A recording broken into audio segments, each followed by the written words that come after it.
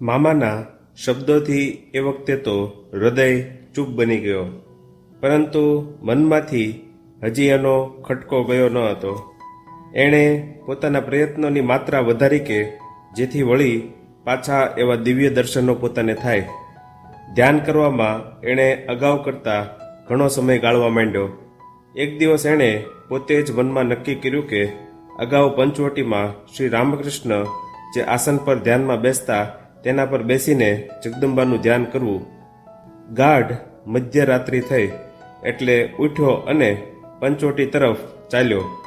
ત્યાં જઈને શ્રી રામકૃષ્ણના પંચમુંડી આસન પર એ ધ્યાનમાં બેઠો, પરંતુ થોડોક સમય વીત્યો ત્યાં તો જોરથી બૂમ પાડી ઉઠ્યો, મામા બચાવો, મને બચાવો, હું બળું છું.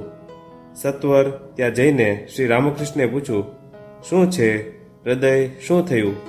બળતરાની વેદનાથી પીડાતો હૃદય બોલ્યો, હું અહીં ધ્યાનમાં બેઠો કે જરાક વારમાં મને એવું થવા લાગ્યું કે જાણે કોઈએ મારા ઉપર સળગતા અંગારા ઠાલવી દીધા છે.